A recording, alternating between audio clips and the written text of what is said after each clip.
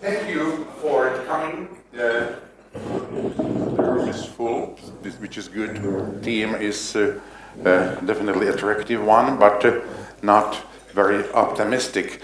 Anyway, let me begin with the survey of our guests. Originally, we were planning to have Khadija Ismayilova, journalist from Azerbaijan, with us, but yesterday she sent us an email at 3 o'clock in the morning. Dear friends, I was stopped at the airport and learned that there is a travel ban on me imposed by the Office of the Chief Prosecutor. We were in contact with her, and possibly she'll join us via Skype. If the connection doesn't work, we have another representative of Azerbaijani journalist, Mr. Emin Milli. Then I have the privilege to introduce Oleksandra Dvoretskaya, who is the chair of Crimean Human Rights Center, Ukraine, and Mr. Igor Kochetkov, the leader of Russian network LGBT. This incident with Khadija seems to suggest a darker answer to the title of our today's meeting. Is democracy possible in post-Soviet space? But anyway, even in the Soviet Union, there were always brave individuals, men and women, who kept struggling for decency and freedom, and were sometimes marking rather moral than political victories, as Michael Khodorkovsky put it yesterday. For all of us from the former Soviet bloc, who were part of the liberal democratic opposition, people from Charter 77 here in Czechoslovakia, for instance, it was always extremely important to know that we are not alone. Every sign of solidarity and support, both from the East and from the West, gave us a bit of new hope.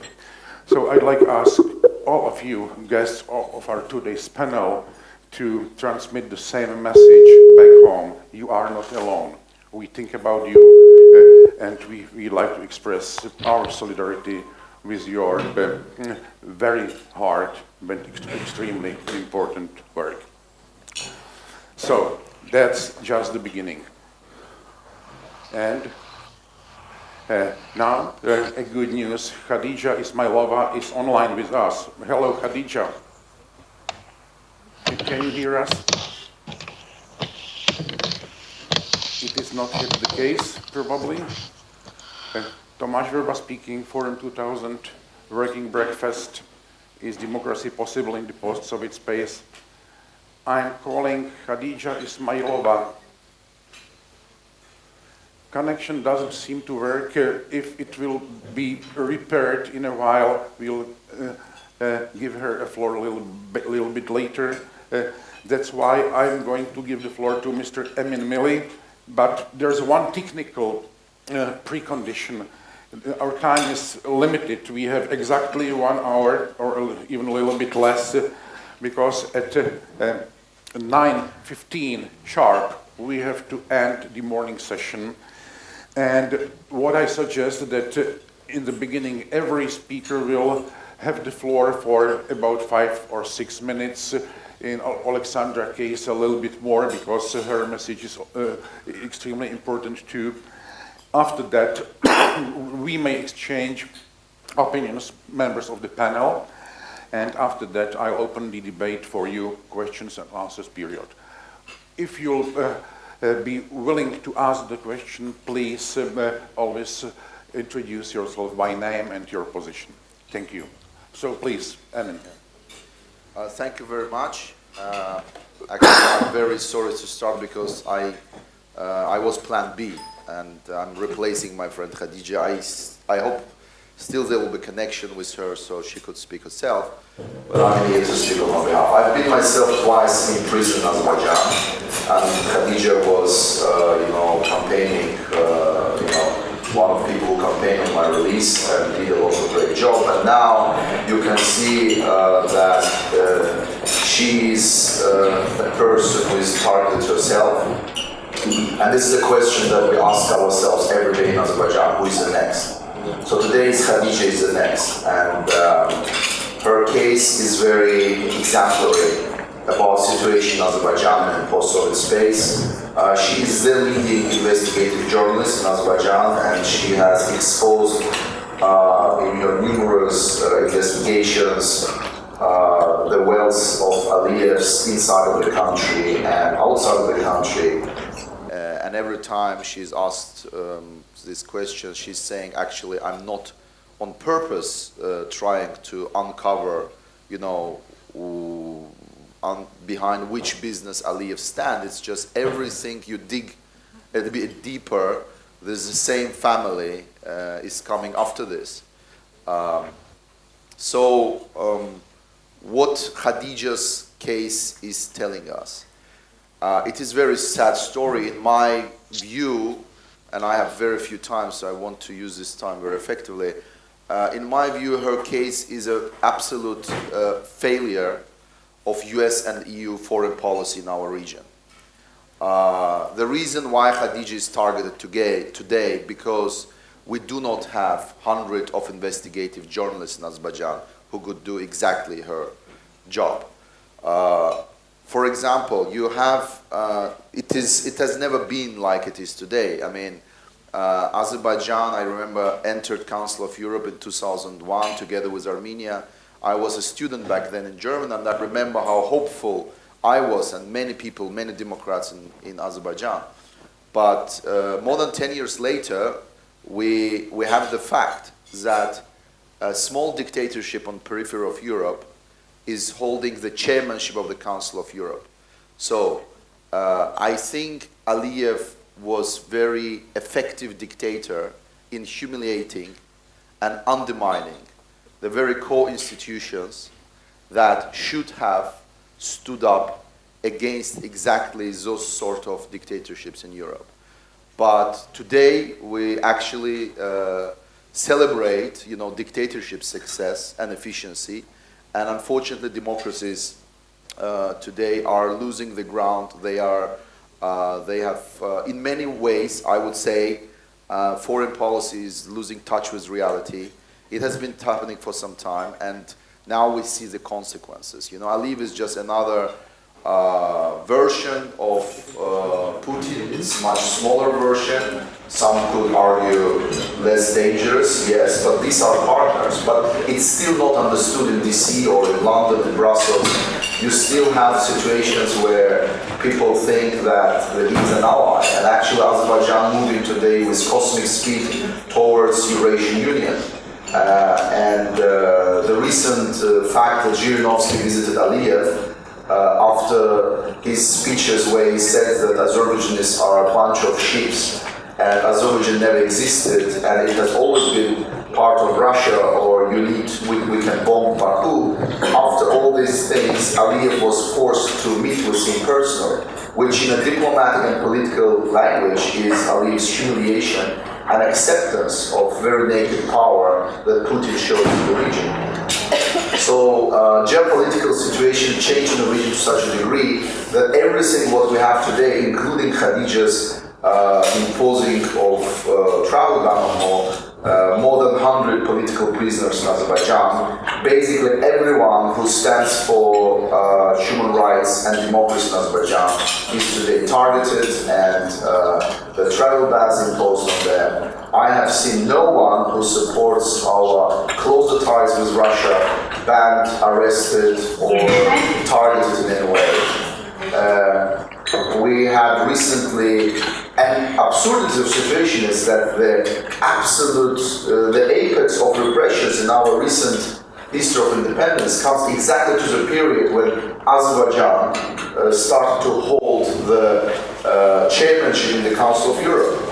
So this is irony, but that's the fact. And the question is what can be done in this regard. I think that people like Khadija need to be supported, their work need to be supported. So when they arrest people like Khadija, the best way to support her, in my opinion, is to give her wider platforms to speak. At this moment, she's still not in jail. I'm afraid we will see her soon in jail because this is what's happening in Azerbaijan. This happened with 40 NGOs that have been lost, independent NGOs that have been shut down in Azerbaijan. The arrest was put on their accounts, and at the moment, the Khadija is still not in jail. So we need to give platforms for her to speak on events like this. We need to support investigative journalism in Azerbaijan. I have to say that the whole structure of foreign aid to countries like Azerbaijan has been more, it always has been some sort of PR and communication cost in foreign policy of US and the EU. If you compare with what has been invested in aid in, let's say, Georgia, Ukraine, or Venezuela, and then you come to Azerbaijan, you understand that the purpose of foreign policy in Azerbaijan was rather different, supporting political status quo because Azerbaijan has oil and gas, because Aliyev was called a strategic ally. But what sort of strategic ally it is? Recently, IREX was kicked out of Azerbaijan, and of the documents, computers have been confiscated. The same happened with Oxfam. The next, in my opinion, will be Radio Liberty, USAID, and maybe at some point US Embassy. So, but Aliyev has managed to manage foreign influence in such a brilliant way by hiring best PR companies, lobbyist companies in these countries, hiring people like Brenda Schaffer, like Matthew Bryza. This is absolutely amazing. We have two former US ambassadors now on the payroll of Aliyev. And one of them, Escudero, is actually having the head of former president, Aliyev's father, on his jacket. And he's a businessman in Azerbaijan, a member of the ruling party. So the humiliation and undermining of values and institutions that Aliyev was allowed to do for such a long time makes me to make just a conclusion that this is a very natural course of events that we're experiencing today. The same with Russia. I could, and I'm sure they will be talking about it. So the situation we have now is a result of the failure of the foreign policy of promotion and supporting democracy in this part of the region, especially with Azerbaijan. Azerbaijan, I think, is the toughest case because here you have not just failure, but also acceptance. I was just in one of European capitals, met with one deputy of foreign affairs, and he said to me, yes, but you have to understand us, we need to keep the doors open. I'm saying, of course, you need to keep doors open, but make sure when you keep the doors open, they don't spit on you, because if they spit on you, there is no point in keeping the doors open. You need to keep the doors open, to tell the truth, to support people like Khadija, because if you don't do it, then you have a situation that we have with Russia today, which is basically threatening the entire global security at the moment. Thank you, Emin. Thank you very much. It's actually warning news, and I hope that we'll be back to your presentation during the discussion. Please, Oleksandra.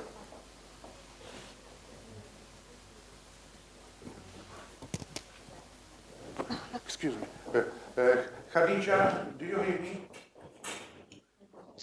Hello? Hello, Khadija. Welcome. Everybody is listening to you. We've just listened to the general presentation of the situation in Azerbaijan by Emin Milli. So we know basics, but please tell us something more about your situation now. Hello everyone, I hope you are hearing me well, and I want to thank Forum 2000 for inviting me and for giving me opportunity to address you via Skype, because that's what the government of Azerbaijan wants. The government of Azerbaijan wants nobody to be hurt inside and outside of the country, and thank you for the opportunity of being heard. And so right now I'm on travel ban. I cannot travel outside of the country. I'm yet to learn the reason for imposing such a sanction against me. The sanction is imposed by the Chief Prosecutor's Office. I haven't been given any explanation on that, and I don't know what are the reasons. So I'm yet to learn that. But in any case, I'm just joining dozens of others who have been imposed the same sanction against. It's dozens of civil society activists and journalists have been facing travel ban, and they were not able to leave the country for the last. So we are basically feeling like behind Iron Curtain gradually. So there is still internet here, but already a travel ban is being imposed. So this very well reminds us USSR times. And yes, travel ban is the sanction that is being imposed before the arrest. So there is a threat of arrest. I've been receiving arrest threats for a long time, and then I will join 98 political prisoners who are now behind bars. And these 98 political prisoners include journalists and bloggers, and include youth activists, include pro-democracy activists, politicians, and human rights defenders. So most of the people who are behind bars right now, for political reasons, they are pro-independence people. So this is the lesson, I would say the wrong lesson, that the government of Azerbaijan has received from Euromaidan. They decided that, Azerbaijani government decided that they don't need any opposition to whatever political choice, geopolitical choice they will make. So if Ilham Aliyev wants to make sure that if he goes Yanukovych way, there will be no one going to Euromaidan and demanding Euro integration instead of going under Russian influence. So this is what is happening in Azerbaijan. Ilham Aliyev makes sure that his foreign policy and actually domestic policy is independent, but it's independent from his own people, from his own nation. So the people of Azerbaijan don't have a say in geopolitical choice of Azerbaijan. That's why this crackdown is happening right now. Everyone who would make calls or criticize the government's policies for going under Russian influence is now targeted. That's a problem. Another message that Azerbaijani government got from Euromaidan is that because of problems between Russia and West, Azerbaijan as an alternative energy supplier is more important country right now, and it gives Azerbaijani government green light in terms of keeping silence in Europe to what is happening in Azerbaijan. And another issue is that everyone is busy with Ukraine, so less people are speaking out regarding Azerbaijan. So this is what is happening in Azerbaijan.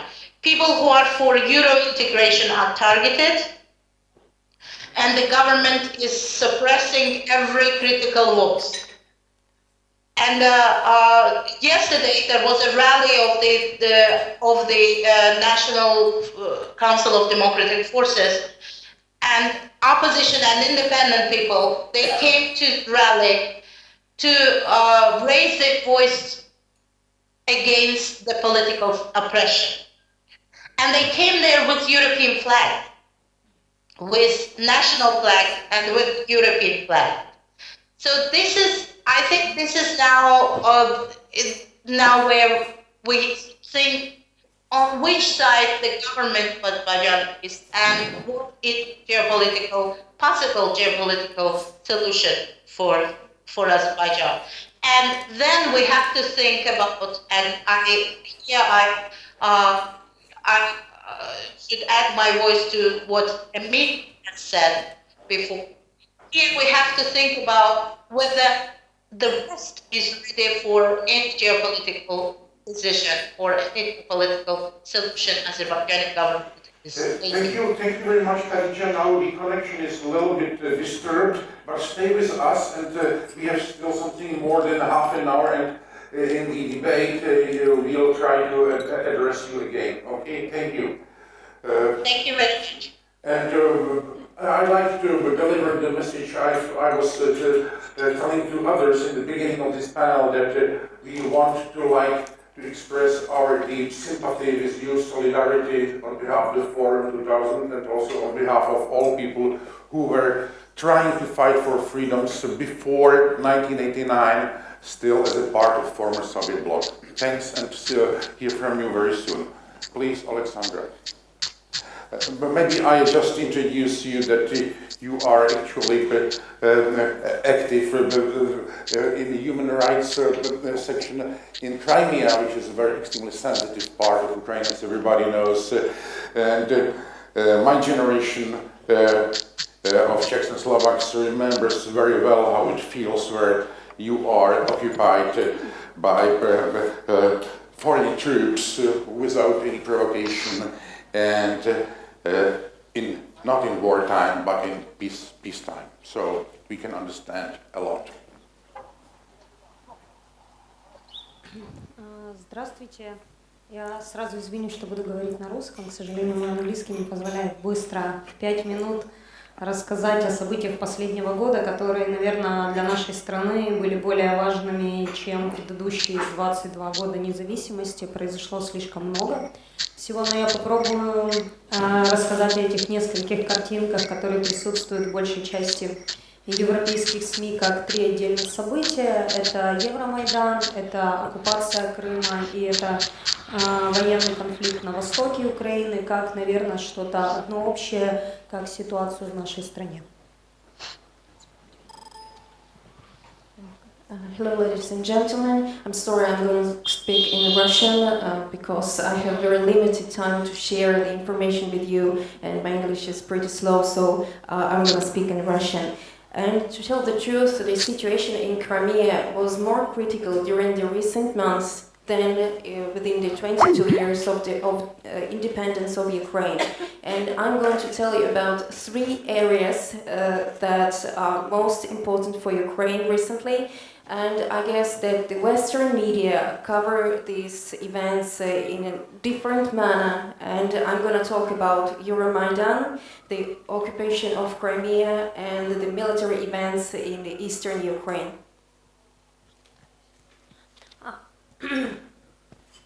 Поэтому первое, с чего начну, в Украине Евромайдан называется «Революция достоинства». И думаю, именно это важно отметить в контексте нашей дискуссии, возможно ли демократия в постсоветском пространстве, поскольку именно демократический выбор Украины, европейский выбор и запустил череду событий, которые происходят у нас уже в течение последнего года. Именно европейский выбор Украины заставил войска Российской Федерации войти на территорию Украины и всеми возможными способами делать так, чтобы этот выбор Украина оттянула, а возможно и решила не интегрироваться дальше в европейское пространство. I will start with the Euromaidan. Probably you know that this event is called the Revolution of Dignity. And the democratic choice of Ukraine caused the events that you witnessed during the recent months or even a year. And actually, the choice that Ukraine made, it means to go the democratic way, resulted in Russian troops invading the country.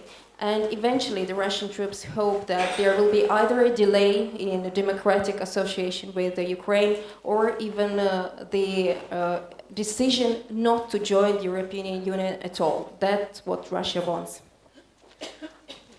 Дальнейшие события, которые происходили в Крыму, не имеют ничего общего с выбором жителей Крыма, нет ничего общего в том событии, которое происходило с референдумом, кроме слова, которое было это названо. И я бы хотела почему отметить это. Я сама крымчанка, и, к сожалению, первые полгода я живу вне своего дома и не могу туда вернуться. И исключительно из-за того, что для меня моей страной остается другая страна, Украина, а факт оккупации я не признаю. И многие из моих друзей, которые решили остаться в Крыму и не покинули его территорию, на данный момент находятся либо пропавшими без вести являются, что сейчас стало печальной тенденцией на территории Крыма, либо обвинены в терроризме и находятся в городе Москва, перемещены с территории Крыма. Это Олег Сенцов, Александр Кольченко, Геннадий Афанасьев и Алексей Черней.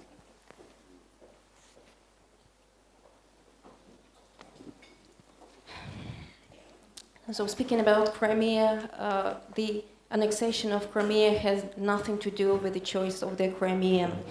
And the referendum was just a plain word, and there was nothing behind it. And I was born in Crimea, so this is my native area, and it's been 6 months that I have been living not in Crimea, and I cannot go back there. And I have to say that I do not recognize the fact of the occupation of Crimea. And speaking about my friends, most of them are either considered lost or they are accused of being terrorists. And some of them are kept in Moscow. And 4 of my friends, Mr. Sov, Mr. Kolchenko, Mr. Afanasyev, and 1 more, they are among those who are considered out of law in Crimea. В первый месяц оккупации в Крыму пропало 38 человек, из которых найдено 34 человека, они были отпущены, все подвергались пыткам и жестокому обращению со стороны военных Российской Федерации, Крымской самообороны, которая сформирована из местных пророссийских активистов и приезжих российских жителей. 4 не найдены до сих пор. Это было в первый месяц оккупации. В марте 2014 года более 70 фактов нападения на журналистов и 3 смерти на территории полуострова. Таким образом, Россия аннексировала Крым.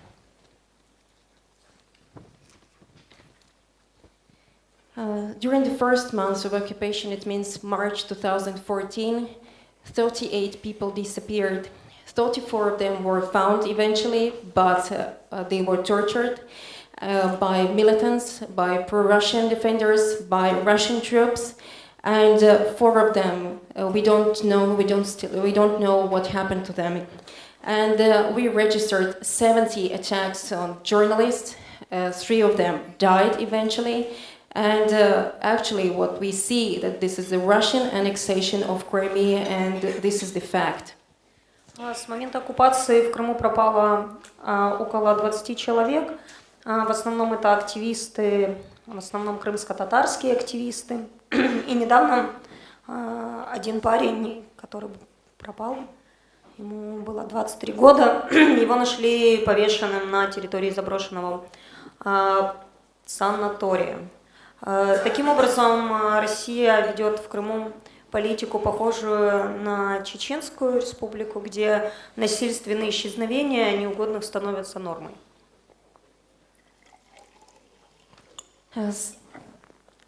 After occupation, 20 people considered being missed, and actually most of them were activists, and they disappeared. 1 activist was found. He was 23 years old, and he was found hanged at the territory of the former sanatorium. And to tell the truth, the politics that Russia implements, it reminds me a lot of the politics that it implemented in Chechnya. It means that people disappeared, people are being tortured, and there are a lot of deaths. Это я говорю о том, что с момента начала антитеррористической операции в апреле 2014 года глаза в основном и западные СМИ, и даже украинские политики закрыли на события в Крыму, но при этом 2 миллиона жителей, крымских жителей, продолжают оставаться на территории, продолжают ущемляться их права. Ежедневно практически у кого-то из активистов, крымско-татарских активистов, украинских активистов, журналистов, либо бизнесменов проводятся обыски представителями Федеральной службы безопасности. Также для Украины и для крымчан это новый опыт, такие вещи, как запрещенная литература, запрещенные религиозные какие-то направления, которые сейчас криминализируются. Также это касается активистов различных движений экологических, ЛГБТ-движений. И это очень отличается с той ситуацией, в которой мы жили последние 23 года. Starting in April 2014, to tell the truth, the West and other countries, they tolerate what's happening in Crimea and don't impose any reasonable sanctions toward Crimea. But there are 2 million people living there, suffering there, and their rights they are being infringed. And every day there are numerous searches, and activists and businesses are being searched. And another new event for Ukraine is that we have a banned literature, and we have religious movement that become outlawed, and ecological movement, and of course LGBT movement. This is something new that Ukraine has never experienced for 23 years of democracy. И еще почти 6 миллионов человек проживают на территории так называемого Донбасса, Луганской и Донецкой области, части из которых сейчас также контролируются войсками Российской Федерации. И здесь я бы хотела обратить внимание, наверное, имею на это право, что я не считаю, и большинство людей, которые окружают меня в Украине, не чувствуют и не считают это гражданской войной. Потому что у нас много вопросов, которые мы могли бы решить совершенно другим путем, не используя российское оружие, российских военных и полное разрушение городов, 2 областных центров нашей страны. I also have to add that there are extra 6 million people who live in Donbass region, which comprises Donetsk area and Lugansk area.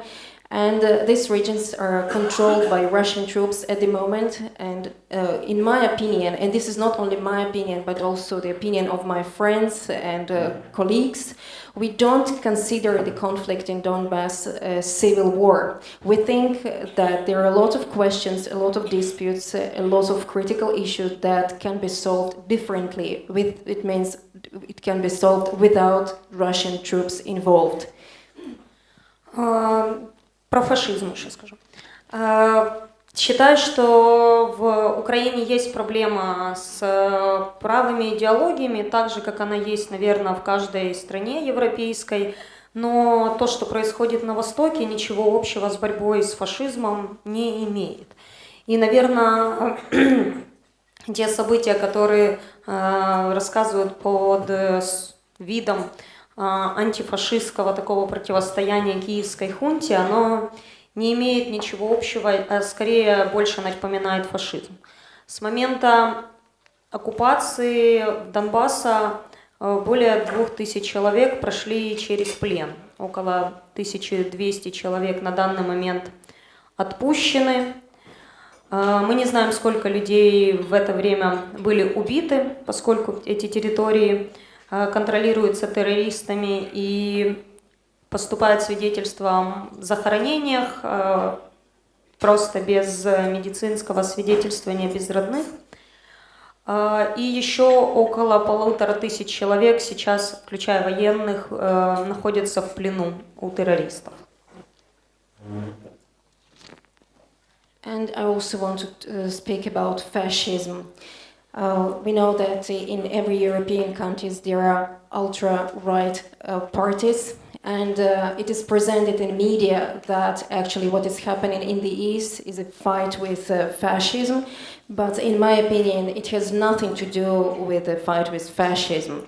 And I have to say that over 2,000 people were actually held in captivity, and 1,200 were released eventually. We don't know the number of casualties. We don't know how many people were eventually killed. We know that there are several controls and several checks being held in the region, but since the region is being controlled by the troops, by the pro-Russian defenders, we don't have any exact numbers. And at the moment, there is still about 1,500 people kept in captivity. Такая ситуация, которая сложилась на востоке Украины и в Крыму, вынудила около 1 миллиона человек покинуть свое место проживания и стать вынужденными переселенцами.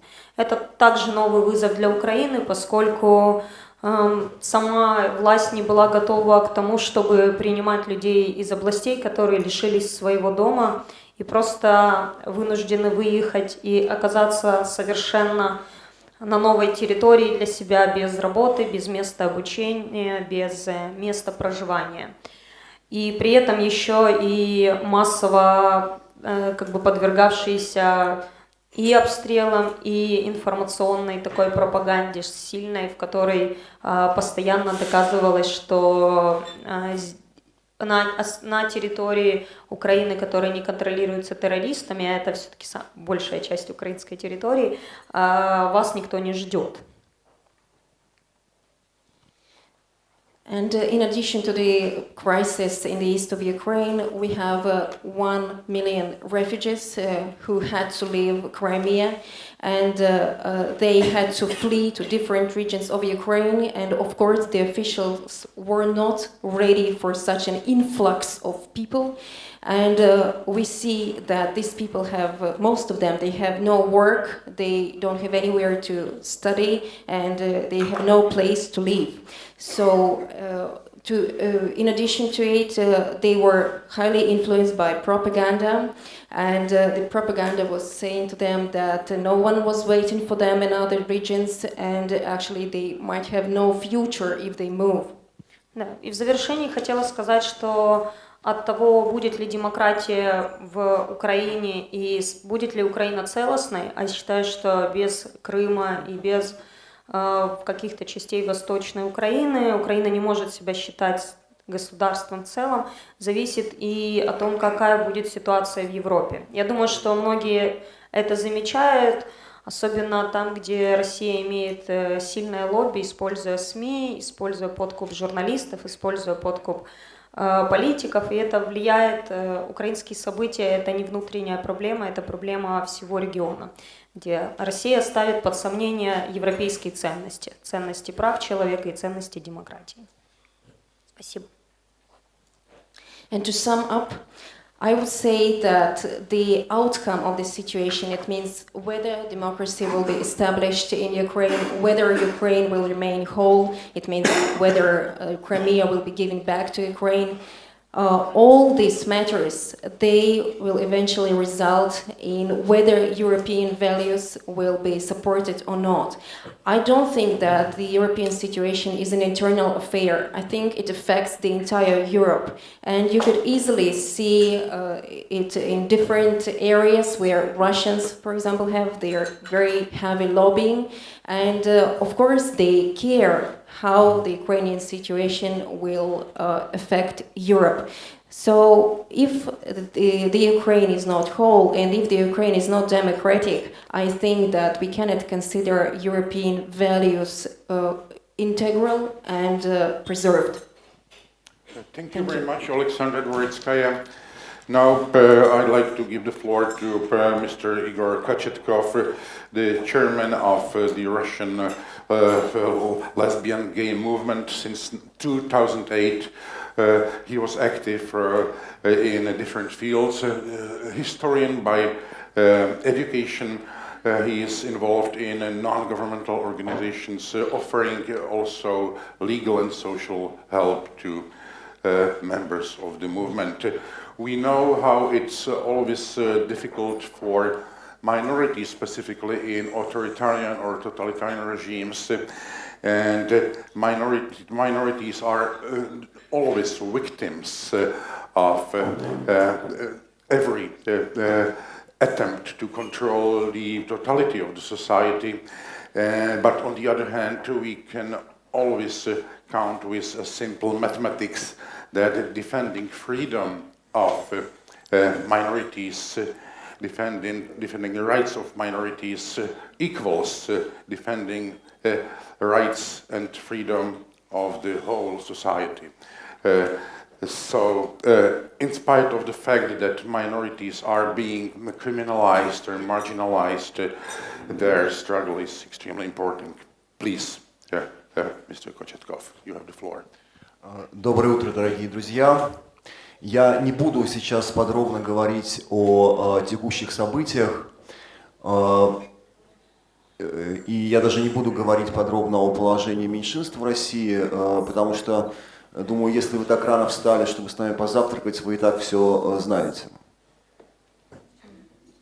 Good morning, ladies and gentlemen. I'm not going to speak about current state of events in Russia, and I'm not even going to speak about my situation with minorities in Russia, because I think that if you manage to wake up so early to have a breakfast with us, you already know the situation quite well. Я бы хотел сказать о тех уроках, которые мы должны извлечь из сложившейся сегодня ситуации и из того, что происходило в России и вообще на всем постсоветском пространстве на протяжении последних примерно 20 лет. I'd rather speak about the lessons that we have to make during the entire period of post-Soviet existence, and I'm gonna sum up the situation of about 20 years from the independence till nowadays. Первый урок состоит в том, что в начале 90-х годов тогдашние российские реформаторы допустили очень серьезную ошибку. Следуя популярным тогда неолиберальным взглядам, они предполагали, что главное – это свободный рынок. И если создать условия для развития свободного рынка, то демократические институты сложатся сами с собой. То есть рынок приведет к появлению среднего класса, а средний класс создаст демократию. Так вот, оказалось, что это не так. Оказалось, что рынок, если он рыночные институты, если они строятся отдельно от демократических институтов, могут привести и к диктатуре, как это произошло сейчас. Потому что становление сегодняшнего авторитарного режима в России началось не с приходом Путина, оно началось в 1993 году с расстрела парламента и в 1995 году с фальсификацией президентских выборов, когда тогдашние реформаторы считали, что главное спасти рынок, и для этого можно временно пожертвовать демократией. The first lesson started in the beginning of the 90s, and the politicians made a huge mistake. They followed the neoliberal trend, and they considered free market being of the most importance, and they didn't think that the democratic values played the important role. They thought that if they create the middle class and if they create the free market, the democratic society will evolve by itself, it will take care by itself. And it turned out that it didn't work this way. And it turned out that the market, the free market, doesn't necessarily correspond with the democratic society. And it may eventually lead to the emergence of the dictatorship. And I have to say that the dictatorship actually was created not in 2000, in the year 2000 when Putin became a president. Actually, it began in 1993 when the parliament was shot, and in 1995 when the president elections were actually falsified. And to sum up, I have to really stress out that the market, the free market, doesn't necessarily mean that the democratic values will be cherished. Второй урок заключается в том, что западные партнеры России тогда и во многом еще и сегодня думают точно так же, как думали российские реформаторы начала 90-х годов. Очень часто закрываются глаза и у Евросоюза, и у Соединенных Штатов Америки, на явные нарушения демократии, когда экономические дела, экономическое сотрудничество с Россией идет вроде бы хорошо. Lesson number 2. In my opinion, the Western partners of nowadays Russia, they actually implement the same way of thinking as the Russian politicians of the early 90s. And speaking about the European Union, speaking about the United States of America, in many cases they neglect the infringement of human rights if the economic values or if the economic policy is doing well. It means if they have a good trade with Russia, they are ready to actually tolerate the infringements of human rights in Russia. Очень часто мы за последние годы наблюдали ситуацию, когда Запад, рассчитывая получить ресурсы, готов был отдать за них немножко своих принципов, отдать за них немножко своих ценностей и немножко демократии. И главный урок, который мы все должны извлечь из этого, заключается в том, что если вы будете продолжать делать так и дальше, то в результате вы не получите ни ресурсов, ни демократии. And actually it meant that the West, in order to get a little bit more of oil or gas, was ready to forgo a little bit of democracy, and it went step by step. So it tolerated the infringement of human rights in order to get the natural resources from Russia. And in my opinion, if the Western countries continue to do this way, they will not get either the resources or democracy. И третий урок касается непосредственно темы нашей дискуссии, возможно ли демократия на постсоветском пространстве. Мой ответ заключается в том, что она возможна, просто потому что у нас нет другого выбора.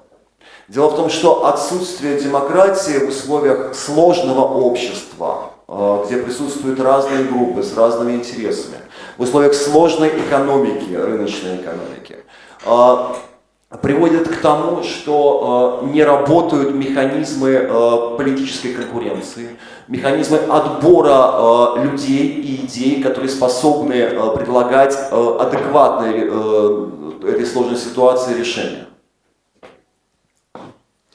And the third lesson, if you ask me whether the democracy is possible in the post-Soviet area, I would say that yes, it is possible, because there is no other choice for us. In my opinion, the lack of democracy in a very diverse society could lead to the impossibility of any political competition and any reasonable selection of good, efficient people in all areas of our life. То, что сегодня российское руководство делает и внутри страны, и на международной арене, это не только результат каких-то его корыстных устремлений или злонамеренных устремлений. Во многом это результат политической некомпетентности, результат того, что они просто не понимают, в каком мире они живут и какими методами нужно управлять сегодня. Это методы управления 19-го, но в лучшем случае первой половины 20 века. Других методов они не знают. И это результат того, что люди, которые могли бы управлять иначе, в условиях отсутствия политической конкуренции сегодня просто отстранены от управления. And speaking about the Russian officials, I would also speak about the Russian politics, the internal Russian politics, and the foreign policy of the Russian Federation. I don't think that they mean it bad. I mean, I don't think that they really want to do nasty things to Europe and to the United States and to the entire world. I just think that they do not understand how to do it better. And they use the mechanisms, they use the system that is more appropriate for the 19th century or the first half of the 20th century at best. And they just don't know how to do it better. And in my opinion, this is the result of the lack of political competition. It means that this is the result that they cannot really find the proper mechanisms to find and to actually let these new politicians, more open-minded politicians, to find their way and lead Russia further. И хорошая новость заключается в том, что Путин это далеко не Сталин. Он и его окружение, может быть, хотели бы полностью контролировать общество так, как это было при Сталине, но они просто не могут. В том числе в силу своей некомпетентности, это во-первых, а во-вторых, в силу того, что современное общество слишком сложное для того, чтобы его контролировать тоталитарными методами. And the good news is that Putin has far from Stalin. And maybe he himself and his councils, they might want to control the society the way Stalin did, but he simply can't. And this is because of the lack of competence, as I said before, and this is also because of the diversity of the community, of the society. It means that the Stalin's mechanism, they cannot work in nowadays Russia. В России сейчас происходят очень важные и интересные процессы самоорганизации гражданского общества, появления, выхода на арену новых групп, таких как, например, ЛГБТ-сообщество. И очень важно поддержать самоорганизацию этого становящегося гражданского общества, поддержать, наверное, это главное, поддержать поиск новых идей для строительства демократического общества в России. Потому что сейчас период реакции, когда мы не можем ничего строить в России, никаких новых институтов. Но периоды реакции хороши тем, что в это время очень хорошо и продуктивно думается. Все великие идеи, они появились на Западе именно в период реакции.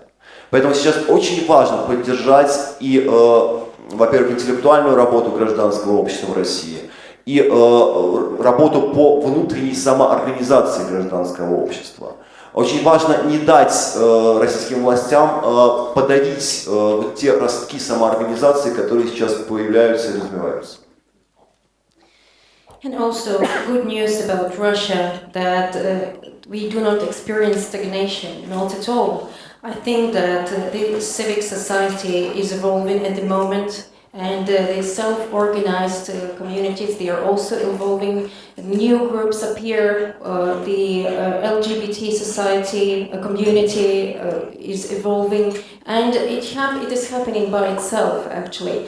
The only thing that we really have to do is to support the community, to support these processes and search for new ideas. In my opinion, at the moment, Russia is pretty limited in building new things, but we all know that the best ideas appear at the period of reaction. That means in the West, when there was a reaction time, a lot of very good, beautiful ideas appeared, and they were just waiting for their time to be implemented. So, in my opinion, we have to support intellectual movements, we have to support self-organized movements, and we have to need to let these ideas to evolve. Думаю, я все сказал, и будет лучше дать вам возможность ответить на вопросы. So I think that's all I wanted to say, and maybe this is the time for discussion, for questions and answers. Thank you very much, Mr. Kochetkov. We are running out of time, so we'll have time just for 1, 2, maximum 3 questions, but I'm sure that during the whole day you'll be able to address individually our panelists. So please.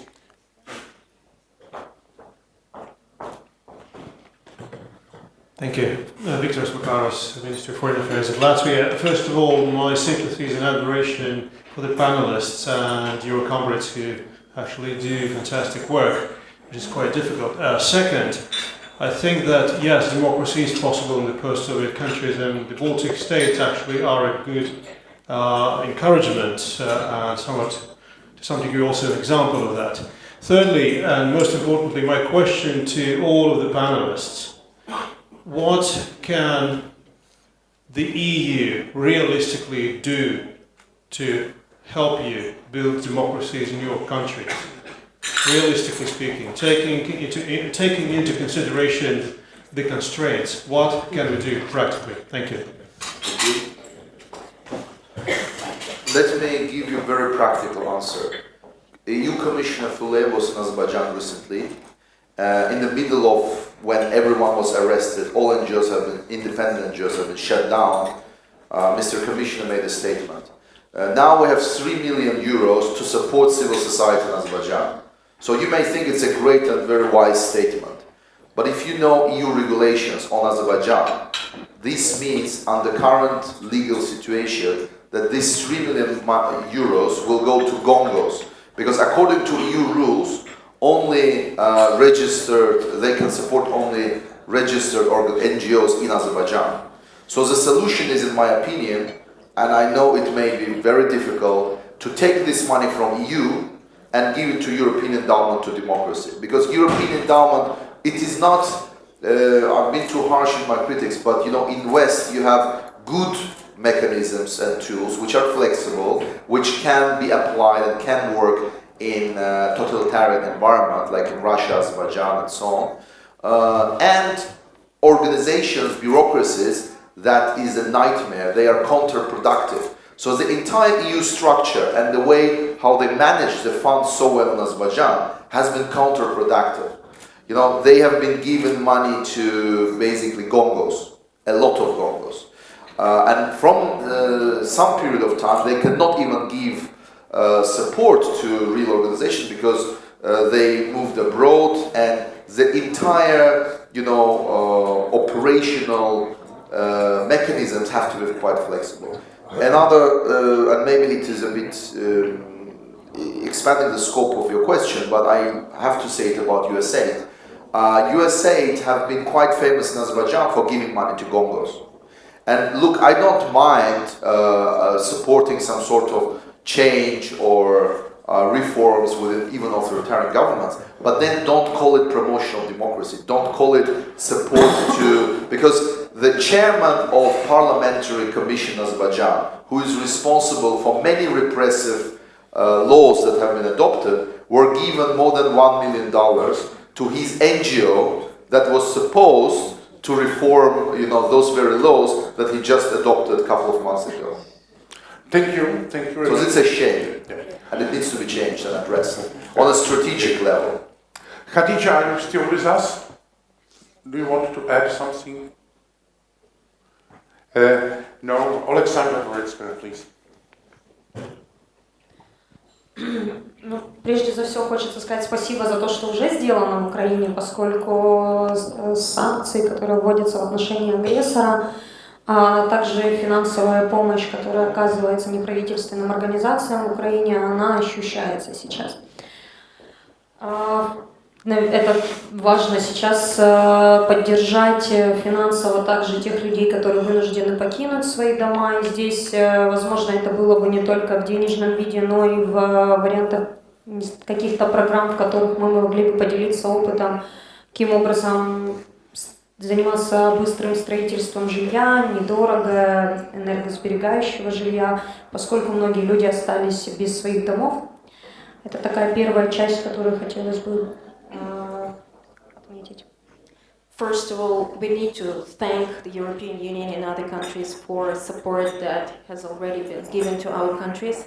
And we are thankful for the sanctions that were implemented towards Russia, and we are thankful for money that were given to NGOs. We really feel this money, we see this money, we know that they are not this money is not lost, and we think that we also need the financial support for the refugees, that what the European Union could do. And we also feel that it's very necessary to implement some sort of a program that will deal with the experience sharing. And first of all, many people, they have lost their homes, and we need some mutual programs that will help us to build new houses, to host people, to accommodate people, and maybe we could do it differently. We could do it more ecologically and help people find their homes. Хотелось бы также попросить поддерживать экспертно и те сообщества, которые существуют в Украине, которые сейчас занимаются разработкой реформ в условиях довольно сложных для Украины, но они туго, но идут. И здесь, конечно, хотелось бы также применять опыт экспертов, которые такой опыт уже имеют в других странах. И еще одно, пожалуй, самое важное, что делать, это каждый из вас, ваши коллеги, ваши друзья, это бороться с российской пропагандой, бороться с азербайджанской пропагандой и делать все-таки выбор в сторону демократии и прав человека здесь на месте. Каждый в своей стране это может делать, влиять на политиков. Вы сами, выбирая политиков, также формируете то, каким образом эти политики будут относиться к Украине. И, возможно, Чехия тоже сделала в какой-то момент свой выбор в том, что социальные права и всякие гарантии – это, конечно, одно, но свобода, она иногда намного дороже, намного перспективнее. Вот я советую вам всем поддерживать нас именно в этой борьбе и бороться с пропагандой здесь. We also need experts. We need very professional people to help our politicians to implement reforms and to help the country to get out of this crisis. We are actually working on it, but the process is going very slowly, so please help us with your expertise. And you personally, you could fight with Russian propaganda, you could fight with Azerbaijani propaganda, and you could work on the internal level. It means when you elect politicians, please pay attention to the fact that they do not support the Russian aggression.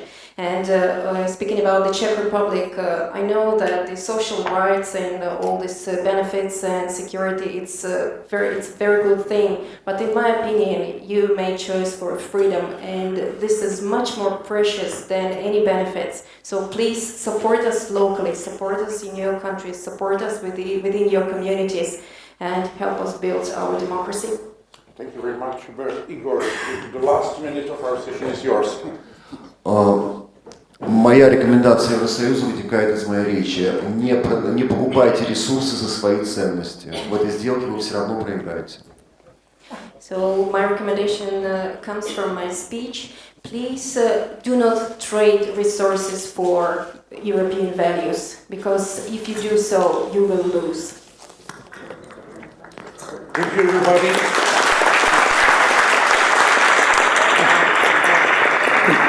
Thank you to our panelists. Thank you, Igor. Thank you, Oleksandra. Thank you, Emin. Thank you, Khadija. And thank you all for coming. And please now proceed to the main hall for the official opening of the conference.